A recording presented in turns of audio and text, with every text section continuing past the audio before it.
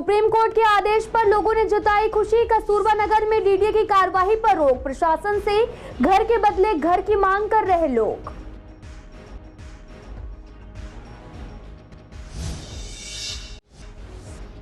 $2000 के नोट देकर दुकानदार चढ़ा रहे त्योरियां, ग्राहकों को हो रही काफी परेशानी। दुकानदारों ने कहा सभी ला रहे 2000 के नोट, इतने खुले कहां से लाएं।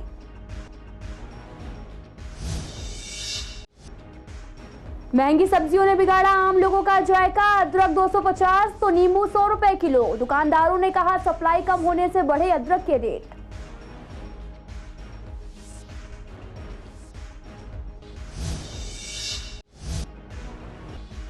अवैध रूप से लोगों को विदेश भेजने में शामिल गिरोह का पर्दाफाश। गिरोह के मास्टरमाइंड सहित 4 लोग गिरफ्तार।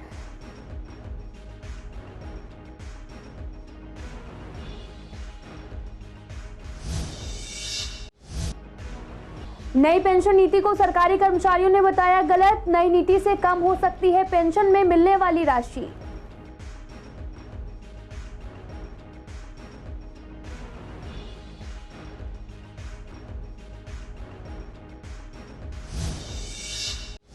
नमस्कार, मैं आपके साथ अंकिता पाल। आप सभी का पूर्व दिल्ली खास में एक बार फिर से स्वागत है। रुक करते हैं खबरों की तरफ। पूर्व दिल्ली के कस्तूरबा नगर में अवैध निर्माण के खिलाफ डीडीए की ओर से की जा रही कार्यवाही को लेकर स्थानीय लोगों ने विरोध किया था। इस मामले में अब सुप्रीम कोर्ट ने डीडीए की कार्यवाही पर रोक लगा दिया। डीडीए के अधिकारियों के मुताबिक कोर्ट ने 7 दिन का स्टे दिया है। इस मुद्दे पर हमारे संवाददाता मोहित शर्मा ने स्थानीय लोगों से बात की। लोगों में डीडीए की कार्यवाही के साथ साथ स्थानीय विधायक ओम प्रकाश शर्मा के खिलाफ भी काफी रोष दिखा। आपको बता दें, पीड़ित लोग प्रशासन से घर के बदले घर देने की मांग कर रहे हैं। साथ ही डीडीए ने कुछ दिन पहले नोटिस देकर घर खाली करने का निर्देश दिया था। डीडीए के इस एक्शन के खिलाफ लोगों ने सुप्रीम कोर्ट में अपील भी दायर की थी और डीडीए की कार्यवाही पर स्टे लगाने की मांग की थी। सुप्रीम कोर्ट ने याचिका पर सुनवाई करते हुए डीडीए के एक्शन पर रोक लगा दी है। सुप्रीम कोर्ट के आदेश के बाद लोगों ने खुशी भी जाहिर की। पूर्वी दिल्ली के कस्तूरबा नगर इलाके में हम खड़े हैं और यहाँ पर कई लोग बेघर हो गए हैं। ज़्यादा जानकारी के लिए यहाँ के जो स्थानीय लोग हैं उनसे बातचीत कर लेते हैं। हमारे पिताजी दादा ने घर अपना बनाया था यहाँ पे 47 में। उस चीज़ को लेकर आज हमारे घर तोड़े जा रहे हैं। ठीक है, वो बैक साइड में टूटी थी 18 क्वार्टर साइड में, और जबकि उनको द्वारका में मिले हैं फ्लैट, और हम लोगों के लिए कुछ ऐसा नहीं किया गया है। तो सर आज की हमारी डेट लगी हुई है सुप्रीम कोर्ट में, और इनको भी मालूम था, रजिस्टर्ड फाइल कर रखा था केस, और डीडीए को भी भेज रखी थी कि रिपोर्ट इनकी फाइल में आज डेट लगी हुई है, तो भी उन्होंने सुबह 7:30 बजे तोड़ना चालू कर दिया था।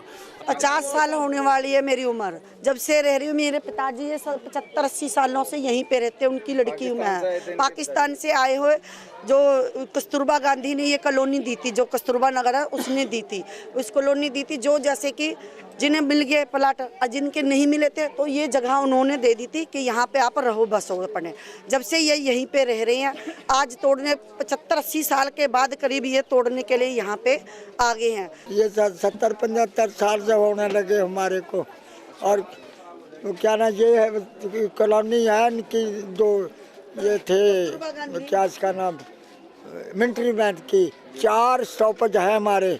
हाँ जी, एक कस्तूरबा नगर, एक है हमारा ये सब्जी मंडी के पास। ये देख रहे, अब देख के रो रहे हैं। और क्या करूं मैं अब, और क्या कह सकते हैं। तो हमें कुछ समझ में नहीं आया। 35 साल से रह रहे हैं। पहले कहते हैं आपको जो रहो कोई नहीं, जहाँ झुकी वहाँ घर। हमने अपने पैसे लगाए, आधी ईंट झुक के दीवारें खड़ी की। अब एकदम डंडा ऐसा गिरा, एकदम ऐसा गिरा कि 35 साल के बाद घर से बेघर कर दिए गए। ये जो इन्होंने बताया 35 साल, इतने जब से हम रह रहे हैं इकट्ठे। यहाँ ये बच्चे सारे 4 बच्चे 5 मेरे यहीं पे पैदा हुए, यहीं पे मैंने शादी की, यहीं पे मैंने सब कुछ किया। आज मेरे बच्चों का घर, उनके घर से मार दिए, लेकिन अपने घर उठवा रहे। आज वो उनके लिए जिनके घरों में रोटी नहीं पकती थी, आज उनके घरों में रोटी पक रही है, इनके घरों में रोटी भी छिल गई। 3 दिन को नोटिस, 3 दिन के अंदर हम क्या करें। शनिवार तो आज सोमवार को तोड़ दें। 40-45 साल हो गए जी, यहीं पे रह रहे हैं। जब विभाजन हुआ था जब से यहीं रह रहे हो? हाँ जी, यहीं पैदा हुए, यहीं से शादी हुई है हमारी। यहाँ मम्मी पापा रहते हैं और भाई हैं 3, कहाँ जाएंगे। छोटी जो पापा भी नहीं है, मम्मी बर्तनों में चौका करती है और जब जाके घर का खर्चा चलता है। के लिए पुख्ता इंतजाम किए गए थे।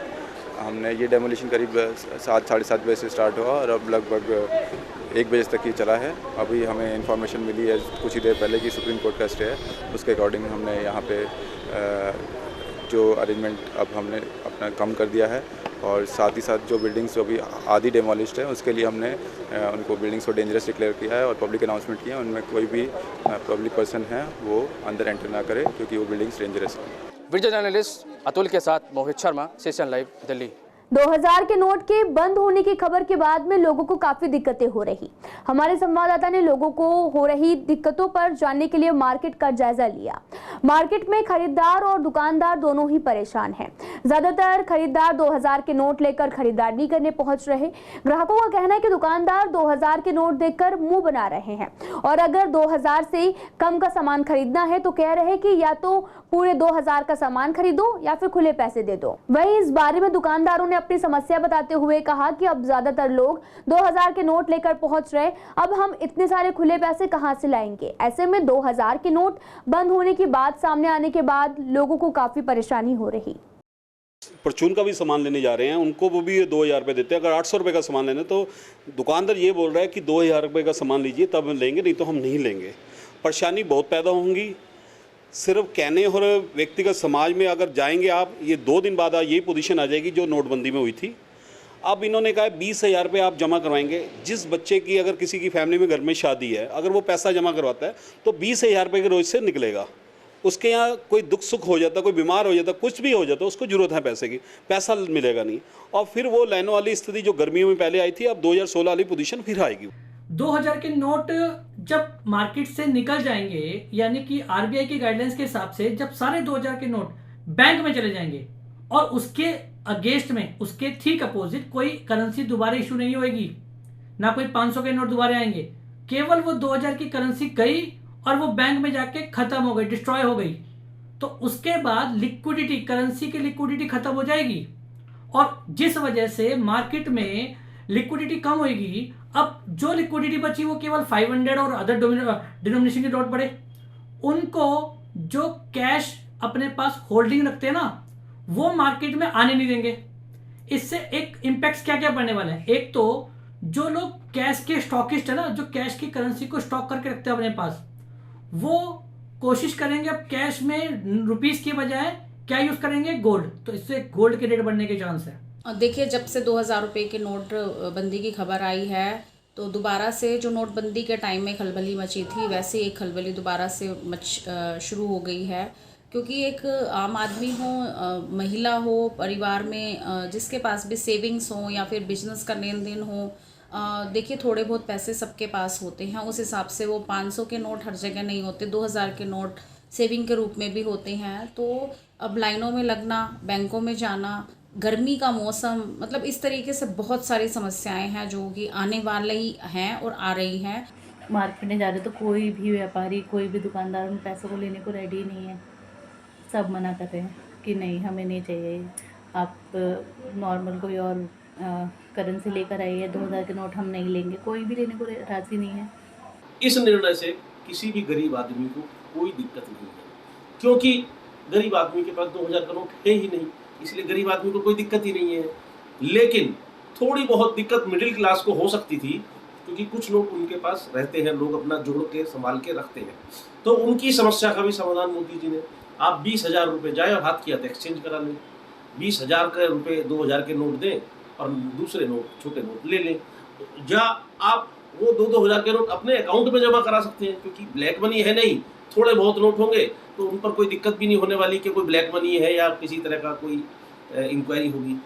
इसीलिए ना मिडिल क्लास को दिक्कत है, ना गरीब आदमी को दिक्कत है तो केवल उस भ्रष्टाचारी को जिसने ब्लैक मनी को दबा कर रखा है। कोई भी चीज़ 100 रुपये का कोई सामान खरीदने आ रहा है तो 2000 का नोट दिखा रहा है, तो ये तो है। और देखिए जनता क्या है, जनता का दिल बहुत छोटा होता है। जनता को ये लगता है कहीं भी कोई चीज़ होती है तो हम अपने आप को जल्दी से जल्दी सेव कर लें।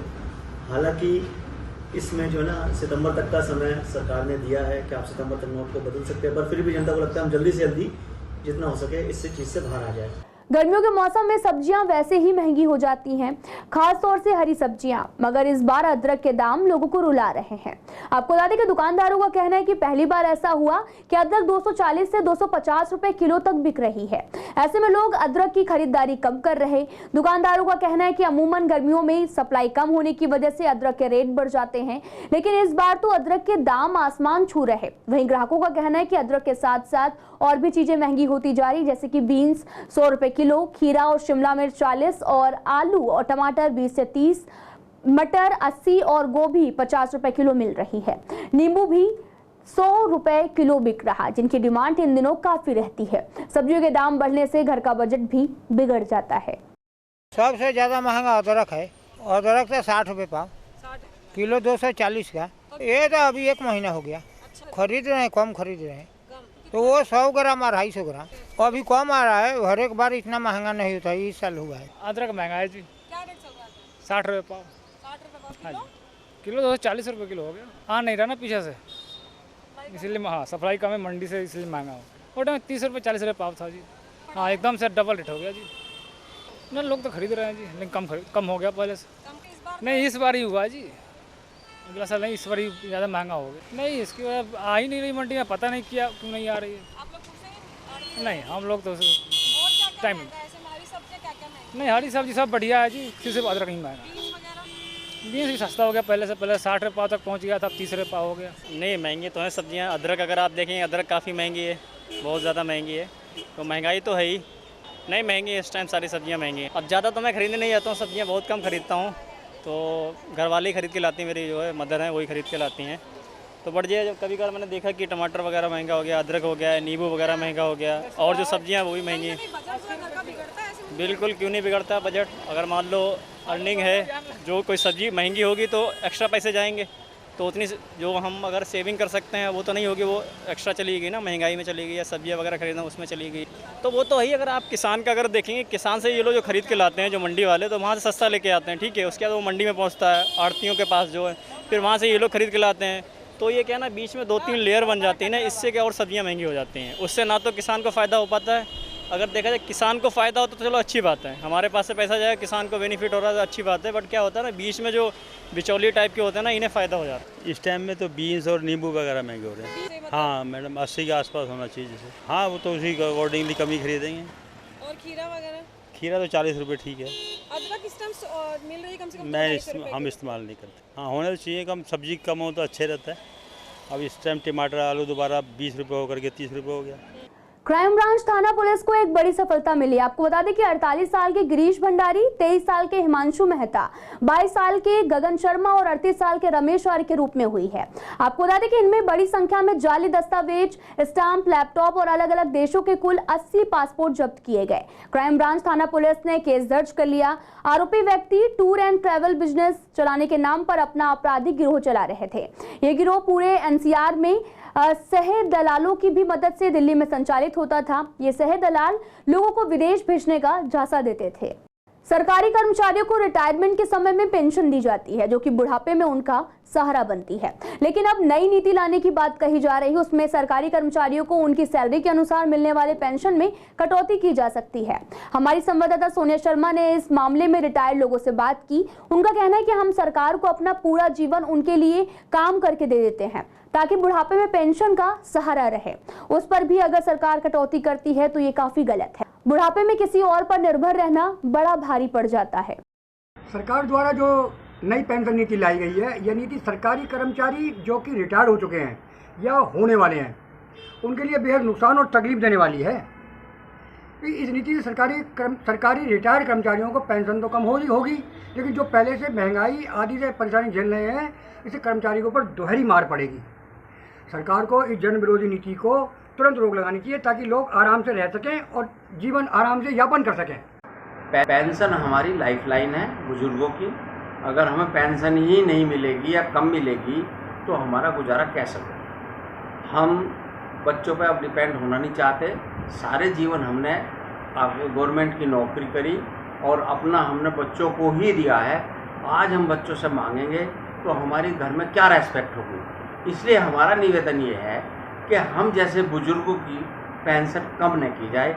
यही हमारी प्रार्थना। प्रधानमंत्री स्ट्रीट वेंडर आत्मनिर्भर योजना के तहत अलग अलग इलाकों में रेहड़ी पटरी लगाने वाले व्यक्ति को अपना कारोबार बढ़ाने के लिए 10 से 20 हजार रुपए का लोन दिया जा रहा, लेकिन सभी जरूरी दस्तावेज होने के बावजूद कुछ बैंकों को छोड़कर ज्यादातर बैंक उन्हें लोन देने में आनाकानी कर रहे। एमसीडी अधिकारियों ने ऐसे बैंकों के खिलाफ सख्ती दिखानी शुरू कर दी है।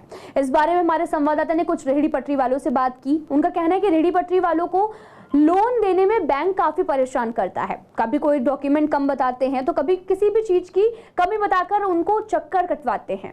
इस बारे में रेहड़ी पटरी यूनियन के सदस्यों का कहना है कि बैंक वाले रेहड़ी पटरी वालों को लोन देने में चक्कर कटवाते रहते हैं। हमारे दबाव बनाने और एमसीडी के सख्ती दिखाने के बाद बैंक लोन दे रहे हैं। पहले तो हमें परेशान किया गया कि आप उद्योग फार्म बनवाइए, उसके लिए हम 15 दिन तक परेशान हुए, फिर जाके उद्योग फार्म बनवाए। उसके बाद फिर बैंक गए, बैंक वाले फिर 15 दिन दौड़ाए, फिर फार्म जमा किए हुए अब 1.5 महीना हो गया, अभी तक मेरा लोन पास नहीं हुआ। 2020 के बाद जो पटरी वाले की हालत हुई, लोगों को पैसा नहीं काम चलाने के लिए रेहड़ी पटरी खाली पड़ी है। उसके अलावा प्रधानमंत्री जी ने बोला था कि मैं स्वनिधि लोन दूंगा सबको, सबने अप्लाई किया। बैंक जाओ, कभी कहते LOR लेके आओ, कभी कहते अपने ID लाओ, आप दुकान कहाँ लगाते हो उसका आप सर्वे कराइए। फिर उसके बाद बोलते नहीं आपका यहाँ की ID नहीं है, आपको वहाँ का सर्वे कराओ और MCD के पेपर ले आओ। हमने बोला LOR तो MCD का अप्रूव्ड है कि हम वहाँ बैठते हो, हमारी शिनाख्ती लेटर है, उसी के आधार पे आपको देना लोन। 10,000 पहले अप्लाई सर 10,000 रुपए की थी, 10,000 से उन्होंने स्टार्ट किया, 10,000 का पूरा होने का 20,000 का, 20 के बाद तीसरा प्रावधान इनका रखा 50,000 का।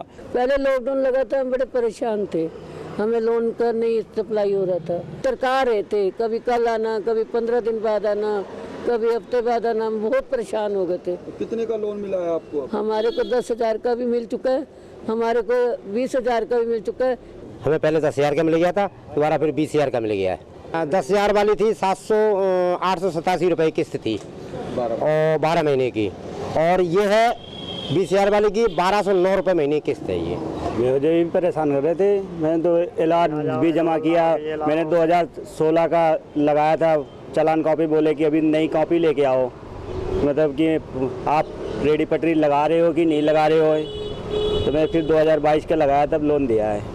अभी आपको कितनी बार मिल चुका है? एक ही बार मिला, अभी 10,000 का मिला। बैंक वाले कुछ न कुछ परेशान करते रहते हैं। परेशान इसलिए करते हैं, उसे पता है कि रोज कमाने रोज खाने वाले लोग हैं और दुकान छोड़ के आएंगे लोग, तो कितना बार आएगा, चक्कर पे चक्कर कटवाते हैं। पहले बिल्कुल भी आसानी से नहीं मिल रहा था, हम लोग कंटिन्यू जो है ना दबाव बनाया बैंकों पे, और हमारे MCD के पदाधिकारी सारे मिल करके दबाव बनाया, तो अब जा करके थोड़ा नॉर्मल हुआ है। लेकिन अभी भी काफ़ी लोग हैं जिसे लोन नहीं मिल रहा। प्रोसेस ये है कि जैसे आपने फॉर्म भरा, फॉर्म सबमिट करने के बाद उसके आपके जो पैन कार्ड है वो होने चाहिए और आपके आधार कार्ड होना चाहिए ये, और जहां आप ठिया लगाते हैं वहां की चालान की पर्ची होनी चाहिए, ताकि ये प्रूफ हो कि आप ठिया वाले हो, रेहड़ी पटरी वाले हो।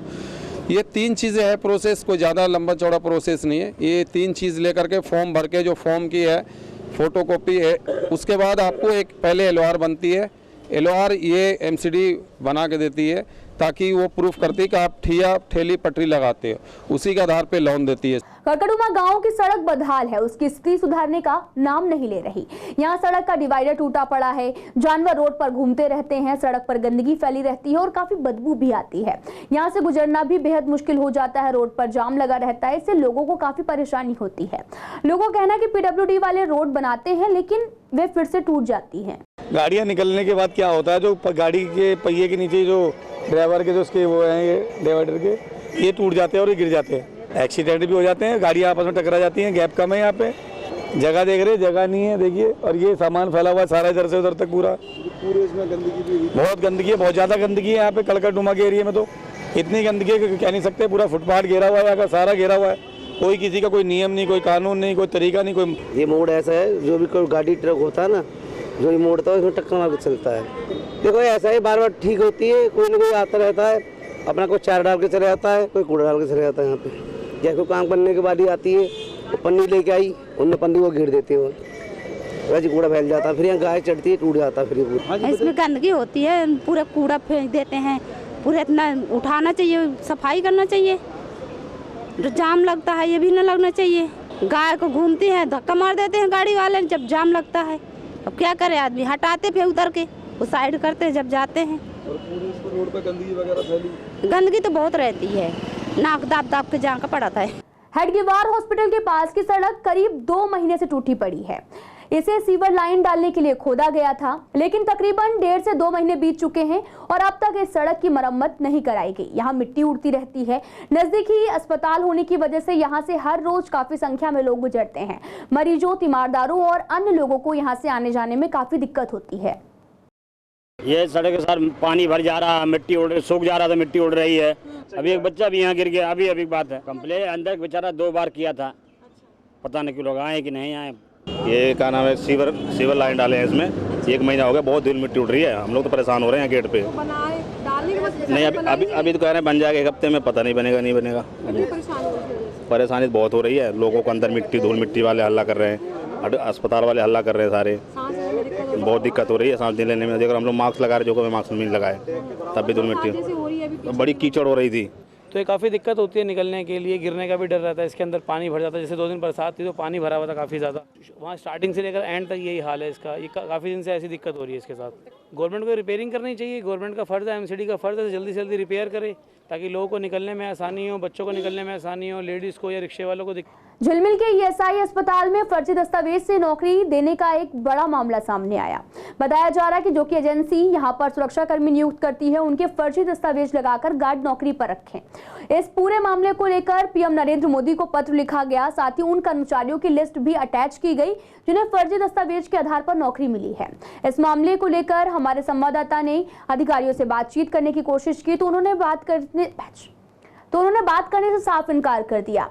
PM को लिखी गई शिकायत के मुताबिक ESI अस्पताल में सुरक्षा के एक्स सर्विसमैन को भी नौकरी पर रखा जाता है, लेकिन रक्षक नाम की एक कंपनी ने पैसे लेकर लोगों के फर्जी फौज से लेटर बनाए, उन्हें नौकरी पर रखा। इसकी शिकायत कई बार अस्पताल और ESI मुख्यालय में भी की गई है, लेकिन शिकायत पर कोई भी एक्शन नहीं लिया गया। साथ ही बताया जा रहा है कि कुल 32 कर्मचारियों को फर्जी कागजात बनाकर नौकरी दी गई है। फिलहाल इस बुलेटिन में इतना ही। तमाम खबरों के लिए आप देखते रहिए CCN लाइव।